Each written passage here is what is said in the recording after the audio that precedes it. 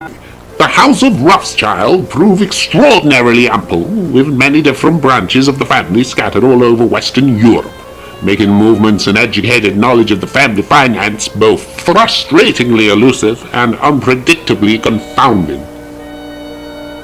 What is known of the English branch is that Michael de Rothschild first settled within Manchester, kindling a small textile industry that rocketed to yet another family success, propelling him to venture forth towards the nation's capital of London in order to establish the first Bank of Rothschild.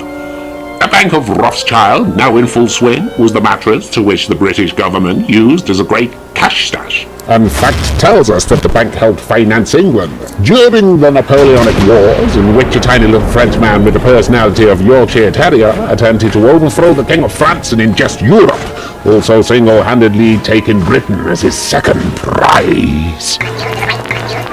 Thanks to the Rothschild family, the Great Island and United Shires of Britain do not ride about on bicycles in stripy shirts and berets, bearing strings of onions and going hoppy-haw in a surly manner.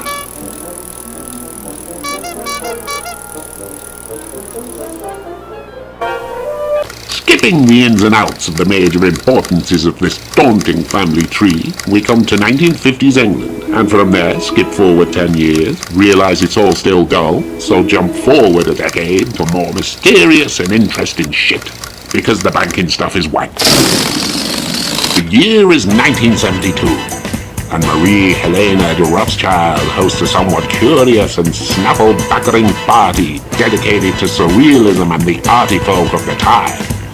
Attended by famous faces, celebrities, artists, politicians, toy makers, bakers, candlestick makers, fakers, the LA Lakers, even a Quaker, and many flakers that didn't turn up. This now infamous occasion was a huge success to Rothschild, and they all laughed as caviar was consumed by the pound, and the guests scoffed greedily upon spit-roasted osprey and gorged upon Egyptian flatbread smeared with swan pate and delicious foie gras. Drenched within the finest champagne and swimming within vintage cognac, the spoiled guests laughed menacingly at the rest of the world as they danced within the luxury of this 400-room mansion, wearing diamond-studded party hats and Venetian masks made of gold, especially for the date. Salvador Dali slithered and sauntered around the grand ballroom, bold as brass, pussyfooting up to the brazen throttle while she worked and paraded her wares like a fiery whore of Babylon. This night of mindless and loose frivolity ended with a grand bonfire to which Charlton Heston was tossed within the flames and burned to a cinder before sunrise. Although photos of the incident are widely spoken of, eyewitnesses seem reluctant to muster up any form of proof towards the dastardly rumour,